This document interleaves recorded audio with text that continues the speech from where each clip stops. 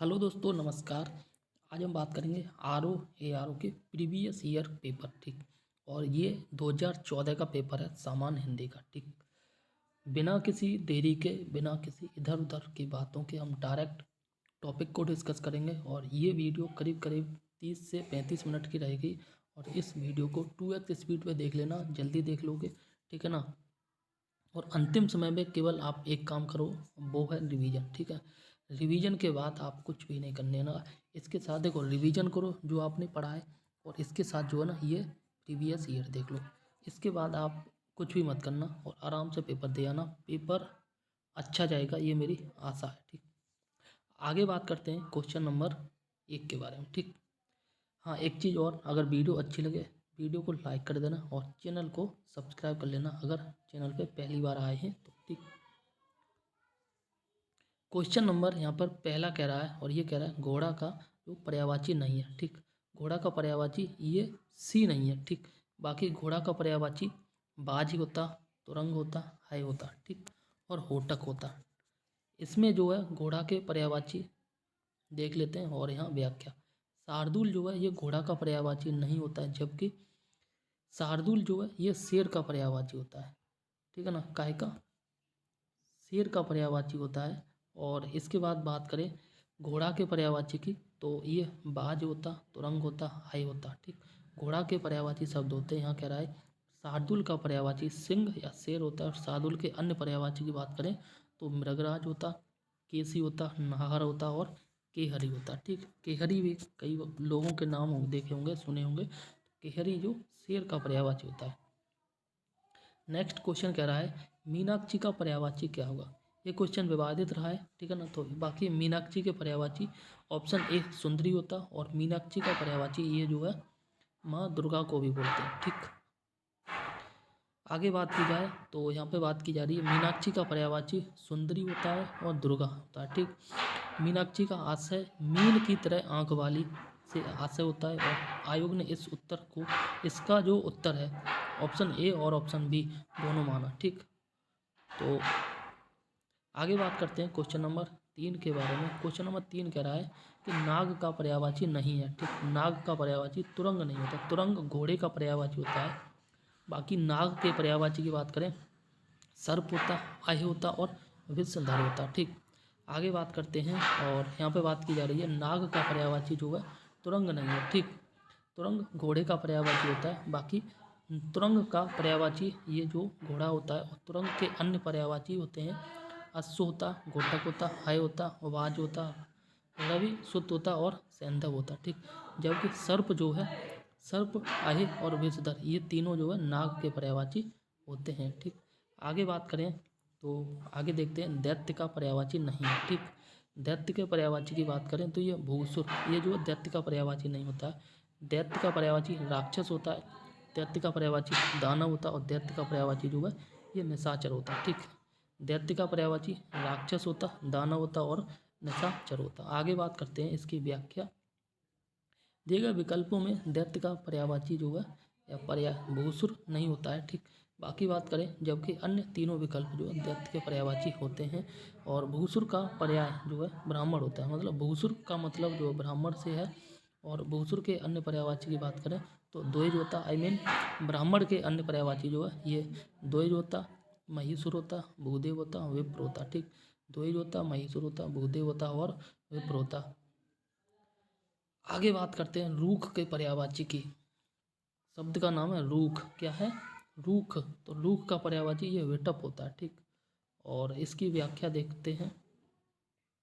रूख का पर्यायवाची शब्द विटप होता है। क्या? विटप होता है। रूख का अन्य पर्यायवाची की बात करें तो ये वृक्ष होता, पेड़ होता, द्रुम होता। वृक्ष होता, पेड़ होता, ध्रुम होता, पादप होता और ये आपका विटप होता। और हिरम्ब जो है ये गणेश का पर्यायवाची होता। इस प्रश्न को आयोग ने हटा दिया था। ठीक। आगे बात की जा रही है, और ब्रह्मा के पर्यायवाची नहीं है। ठीक। ऑप्शन डी चतुर्भुज जो है ब्रह्मांड का पर्यायवाची नहीं होता है। बाकी बात करें, ब्रह्मा के पर्यायवाची कमलासन होता, चतुरानन होता और चतुर्मुख होता। ब्रह्मा जी के 4 मुख हैं इसलिए चतुर्मुख होता। ब्रह्मा जी का आसन कमल में बैठते हैं इसलिए कमलासन, और ब्रह्मा जी ये चतुरानन होता। ठीक। चतुर्भुज जो है ब्रह्मा जी का पर्यायवाची नहीं होता है। इसकी व्याख्या देखते हैं। यहाँ पे कह रहा है उक्त विकल्पों में ब्रह्मा का पर्यायवाची जो है चतुर्भुज नहीं है, ठीक। और चतुर्भुज का पर्यायवाची जो है विष्णु होता है, ठीक। ब्रह्मा का पर्यायवाची चतुर्भुज है और चतुर्भुज का मतलब होता है चार भुजाओं वाले, ठीक। ये विष्णु होते हैं, ठीक। और विष्णु के अन्य पर्यायवाची की बात करें तो विष्णु के अन्य पर्यायवाची जो है ये नारायण होते, ठीक, हरि होते, चक्रपाणि होते, मुकुंद होते, जनार्दन होते, गोविंद होते, लक्ष्मीपति होती है। बाकी बात करें ब्रह्मा के पर्यायवाची की तो ये कमलासन होता, चतुर्भुज होता, विरंची होता, पितामह होता और चतुरानन होता, ठीक है ना। चतुर्भुज होता, प्रजापति होता, स्वयंभू, ये सारे ब्रह्मा जी के पर्यायवाची होते हैं। आगे बात करते हैं नेक्स्ट क्वेश्चन के बारे में। नेक्स्ट क्वेश्चन यहाँ पे कह रहा है और ये कह रहा है कि कौन सा शब्द जो है भ्रमर का पर्यायवाची नहीं है, ठीक।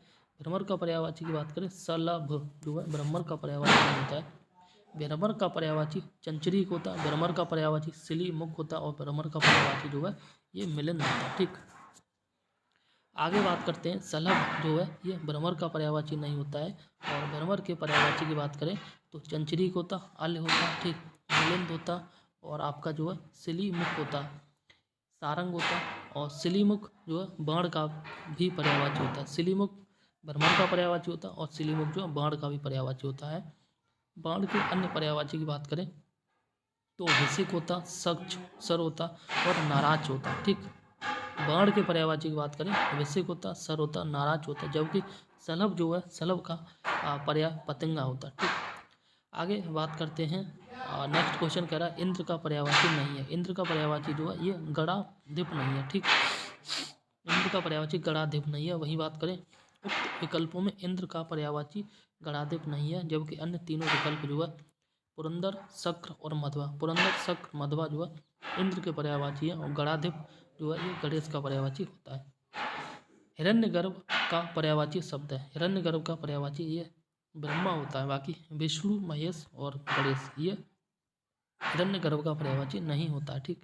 व्याख्या देखते हैं। हिरण्यगर्भ का पर्यायवाची शब्द ब्रह्मा है।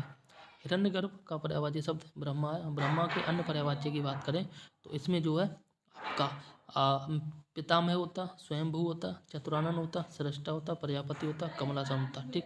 और आत्मभू जो है ये भी होता है, ठीक। ब्रह्मा के पर्यायवाची की बात करें विष्णु के पर्यायवाची की तो अच्युत होता और जनार्दन होता और ये आपका चक्रपाणि होता, मुकुंद होता और ये नारायण होता और गरुड़ ध्वज होता, ठीक।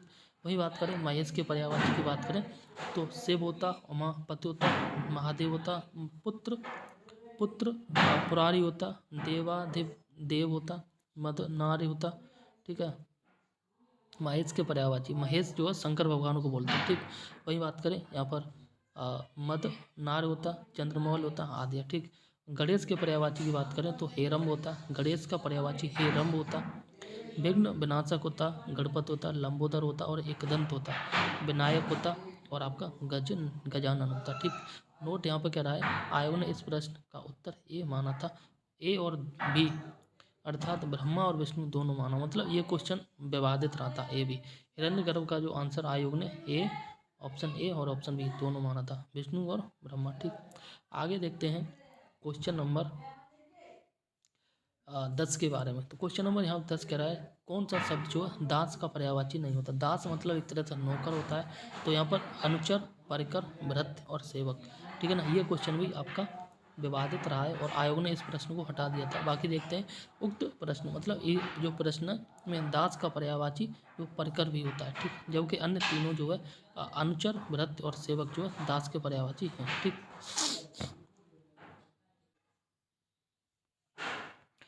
जंगम के पर्यायवाची जंगम का यहाँ विलोम शब्द की बात की जा रही है। तो जंगम का जो विलोम शब्द है वो स्थावर होता है, ठीक। अगम, दुर्गम और चंचल ये जंगम के विलोम शब्द नहीं होते हैं, ठीक। इसकी व्याख्या देखते हैं और व्याख्या कह रहा है जंगम का विलोम शब्द स्थावर होता है, ठीक। जंगम का विलोम शब्द स्थावर होता है और दुर्गम का विलोम शब्द जो है ये सुगम होता है, ठीक। और अगम का विलोम शब्द सुगम होता है और चंचल का विलोम शब्द आपका स्थिर होता है, ठीक। आगे बात करते हैं क्वेश्चन नंबर नेक्स्ट। यहाँ पर कह रहा है कि सृष्टि का विलोम शब्द होगा, ठीक। सृष्टि का जो विलोम शब्द ये आपका प्रलय होगा, ठीक। एंड नेक्स्ट क्वेश्चन यहाँ पे बात की जा रही है व्याख्या। सृष्टि का विलोम शब्द प्रलय होगा, ठीक। जबकि व्यष्टि का विलोम शब्द समष्टि होगा। सृष्टि का प्रलय और व्यष्टि का समष्टि होता है, ठीक।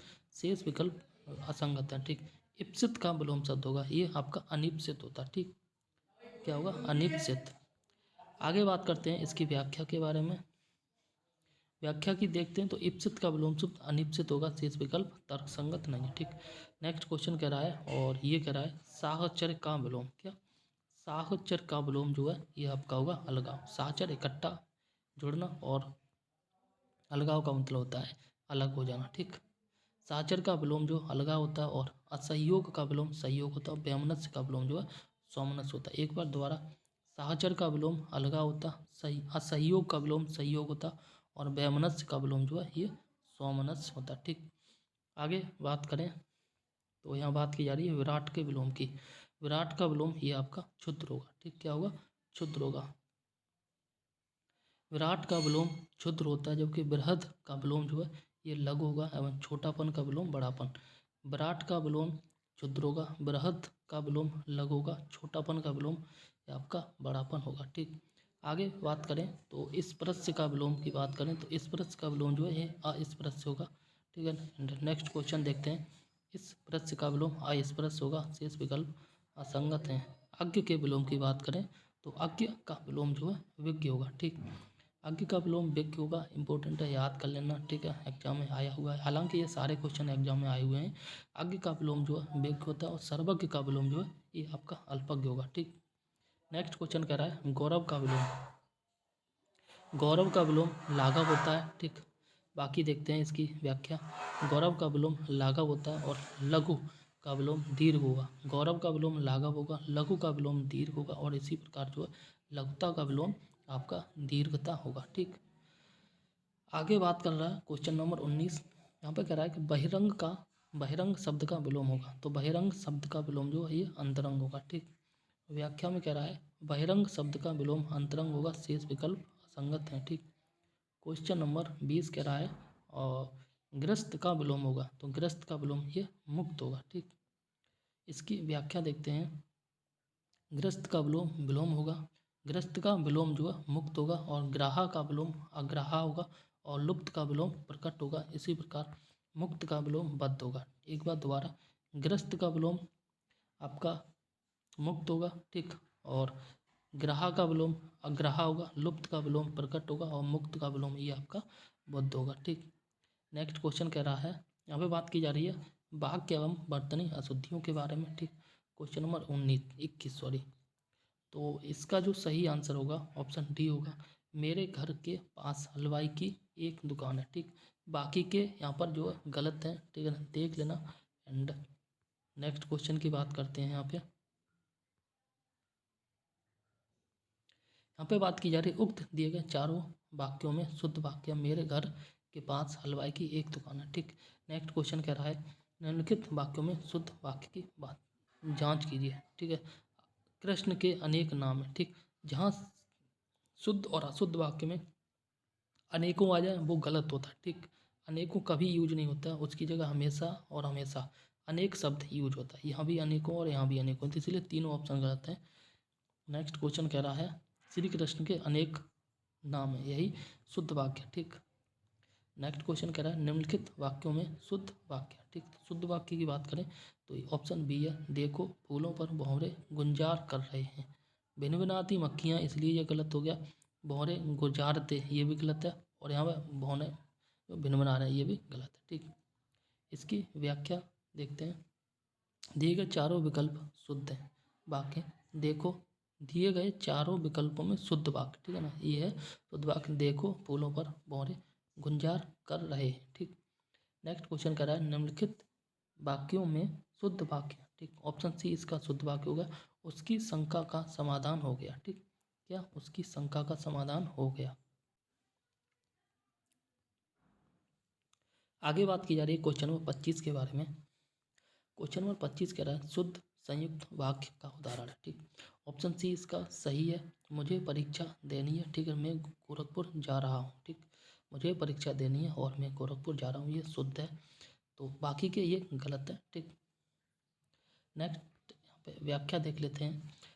उक्त चारों वाक्यों में जो है उक्त चारों विकल्पों में संयुक्त वाक्य का सही उदाहरण है, और ये उदाहरण है मुझे परीक्षा देनी है और मैं गोरखपुर जा रहा हूँ। जो संयुक्त वाक्य होते हैं वो दो वाक्यों जो होते हैं वो किसी एक शब्द के द्वारा जुड़े होते हैं, जैसे और, तथा, एवं, इस प्रकार से जुड़े होते हैं। ठीक। मिश्र वाक्य की बात करें, मिश्र वाक्य भी पूछ लिया जाता है। मिश्र वाक्य जो है एक वाक्य दूसरे वाक्य पे निर्भर रहता है, वो मिश्र वाक्य होता है। ठीक। आगे बात करते हैं और यहाँ बात की जा रही है निम्नलिखित में से शुद्ध वर्तनी वाला जो शब्द है वो बताइए। ठीक। ऑप्शन सी इसका सही है, कलेश। देख लेना, वर्तनी की दृष्टि से कलेश इस प्रकार से लिखा जाता है। ठीक। क्वेश्चन नंबर 27 कह रहा है निम्नलिखित में से शुद्ध वर्तनी वाला शब्द है। तो श्रृंगार जो है ये सही है, सही। ठीक है। श्रृंगार में ये नीचे दो बार नहीं लगाते हैं, ठीक है ना, ये गलत है। ये इस जगह की जगह और ये जो है इस जगह लगाते हैं नीचे। ठीक। श्रृंग, बिंदी, गा और र। ठीक। आगे बात करते हैं क्वेश्चन नंबर 28 के बारे में। निम्नलिखित में से शुद्ध वर्तनी वाला शब्द है। ठीक। तो ऑप्शन बी उज्ज्वल इस प्रकार से लिखते हैं, देख लेना, वर्तनी की दृष्टि से ओ और आधा जा दो बार, फिर हुआ और आपका ला। ठीक। इस प्रकार से उज्ज्वल लिखते हैं। ठीक। आगे बात करी जाए और क्वेश्चन नंबर 29 के बारे में। क्वेश्चन 29 कह रहा है निम्नलिखित में से शुद्ध वर्तनी वाला शब्द है। ठीक। तो हिरण्यकशिपु, ये हिरण्यकशिपु है। याद कर लेना, शुद्ध वर्तनी वाले जो वर्तनी की दृष्टि से वाक्य पूछे जाते हैं, अक्सर एग्जाम में पूछे जाते हैं, हिरण्यकशिपु। ठीक।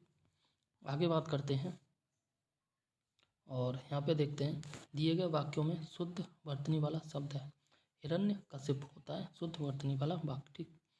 एंड निम्नलिखित में से शुद्ध वर्तनी वाला वाक्य, शुद्ध वर्तनी वाला शब्द है। तो शुद्ध वर्तनी वाला शब्द ये कवयित्री होगा। ठीक।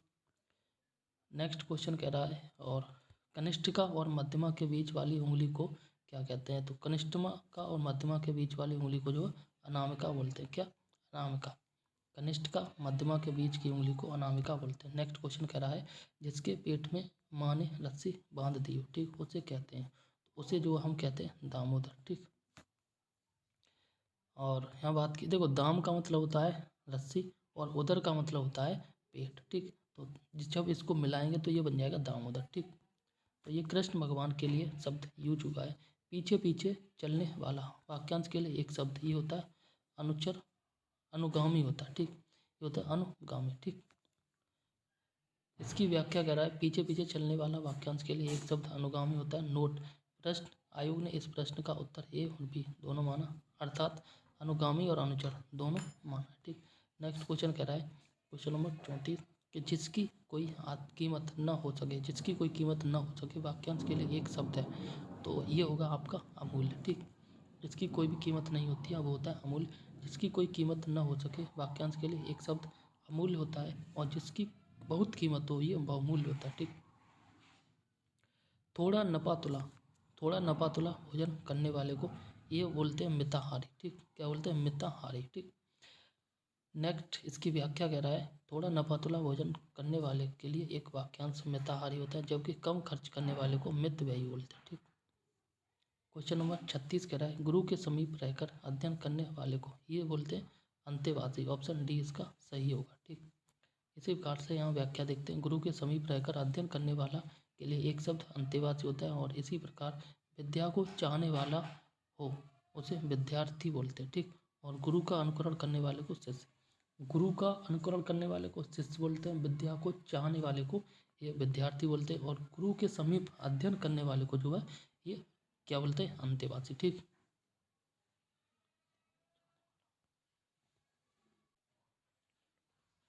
आगे बात की जा रही है जिसका हृदय, जिसका हृदय आघात हुआ हो, ठीक, उसके लिए जो एक वाक्यांश है और ये वाक्यांशों का मर्माहत। ठीक।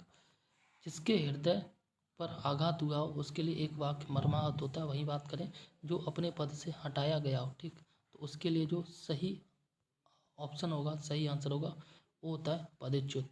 जो अपने पद से हटाया गया हो के लिए एक उपयुक्त जो शब्द होगा ये पदच्युत होता है और जो अपने पद का दुरुपयोग करता हो, ठीक है ना, उसे पद भ्रष्ट बोलते हैं। क्या? पद भ्रष्ट। पद से हटाया हुआ पदच्युत, पद का दुरुपयोग करने वाले को तो पद भ्रष्ट बोलते हैं। ठीक। जिसे किसी वस्तु की स्पृहा न हो के लिए एक उपयुक्त शब्द और इसके लिए एक उपयुक्त शब्द होगा निस्पृह। ठीक। आगे बात की जा रही है जिसे किसी वस्तु की स्पृहा न हो, जिसे किसी भी वस्तु की स्पृहा न हो के लिए उपयुक्त शब्द होगा निस्पृह और आयोग ने इस प्रश्न के उत्तर बी माना, ठीक, और सी दोनों माना। निष्प्रह और निष्प्रह दोनों माना। सॉरी। जिसकी पूर्व से कोई आशा न हो, ठीक, जिसकी पूर्व से कोई आशा न हो, वाक्यांश के लिए एक उपयुक्त शब्द होगा और ये होता है अप्रत्याशित। आगे बात की जा रही है, जिसकी पूर्व से कोई आशा न हो, वाक्यांश के लिए एक उपयुक्त शब्द होगा अप्रत्याशित। एंड नेक्स्ट क्वेश्चन की बात करें तो तत्सम एवं तद्भव की बात करें तो मक्खी शब्द का जो तत्सम है, मक्खी शब्द का तत्सम रूप है और ये मक्खी का जो तत्सम रूप होता है ये मक्षिका होगा, ठीक, क्या होगा, मक्षिका। मक्खी शब्द का तत्सम रूप मक्षिका होगा और हल्दी का तत्सम रूप ये हरिद्रा होता है, ऑप्शन सी, ठीक।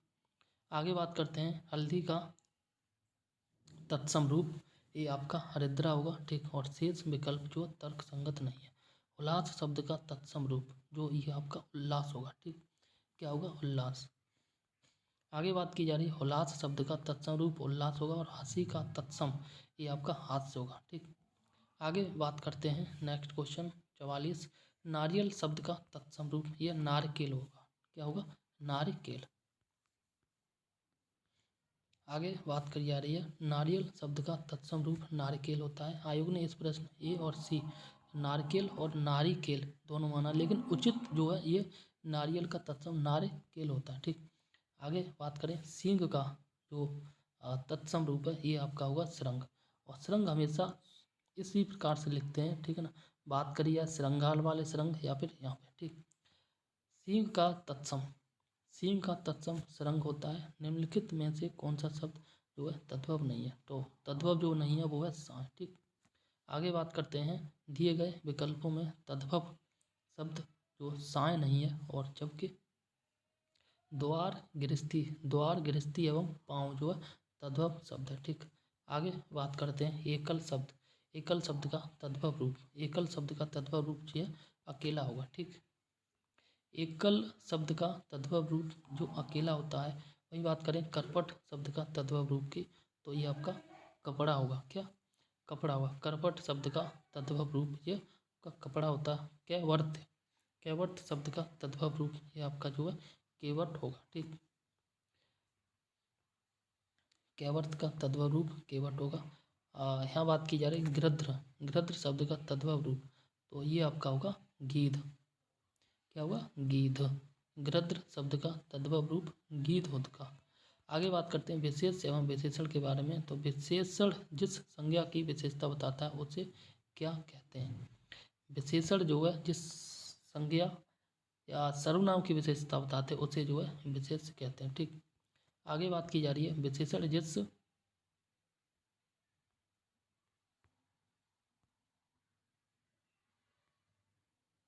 आगे बात की जा रही है विशेषण जिस संज्ञा की विशेषता बताता है उसे जो है विशेष कहते हैं, ठीक। और आगे जो शब्द संज्ञा या सर्वनाम की विशेषता बतलाता है उसे जो है विशेषण बोलते हैं। नेक्स्ट क्वेश्चन कह रहा है, और ये कह रहा है निम्नलिखित में से जो है कौन सा शब्द विशेष है, ठीक। ऑप्शन बी जो है विशेष होगा अग्नि। बात करें आसीन की, मधुर की और कर्मठ की, ये तीनों जो है ये विशेषण होते हैं, ठीक। आगे बात की जा रही है ठंडा पानी ठंड पैदा करता है, क्या, ठंडा पानी ठंड पैदा करता है। इस वाक्य में कौन सा जो शब्द विशेष है, ठीक। तो पानी कैसा है, ठंडा, तो ये तो पानी तो विशेष हो गया, ठीक है ना, तो ऑप्शन सी इसमें जो है विशेष हो गया। और बात करें ठंडा, ठंडा जो है इसका विशेषण हो गया, ठीक।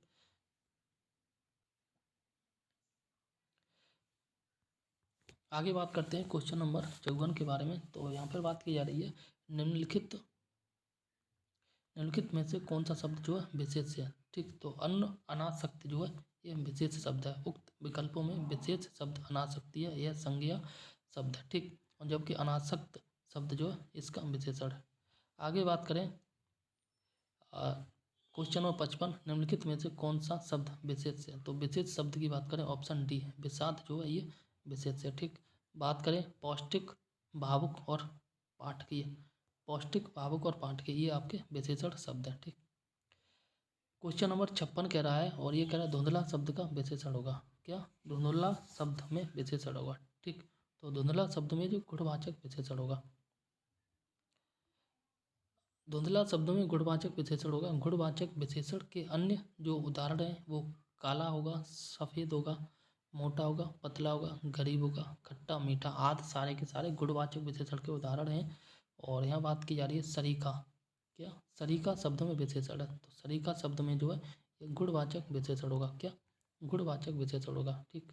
और यहाँ सरीखा में गुणवाचक विशेषण होता है। और सरीखा जो विशेषण है, सॉरी, गुणवाचक विशेषण जिस विशेषण से किसी संज्ञा या सर्वनाम का गुण, दोष, रंग, रूप, आकार, प्रकार, संबंध, दशा आदि का पता चले उसे जो है गुणवाचक विशेषण कहते हैं, ठीक। क्वेश्चन नंबर 58 कह रहा है वह नौकर नहीं आया, ठीक। वाक्य में वह कौन सा विशेषण है, तो ये वाक्य में सार्वनामिक विशेषण, ऑप्शन ए सही होगा। एंड यहाँ बात की जा रही है उक्त प्रश्न में वह सार्वनामिक विशेषण होगा। और संज्ञा के बदले जो शब्द यूज या प्रयोग किए जाते हैं आता है तो सर्वनाम कहते हैं, जैसे वह, मैं और वे, तुम आदि। जबकि सर्वनाम शब्द संज्ञा के पहले आकर संज्ञा की विशेषता बतलाते हैं उसे सर्वनाम विशेषण कहते हैं, ठीक।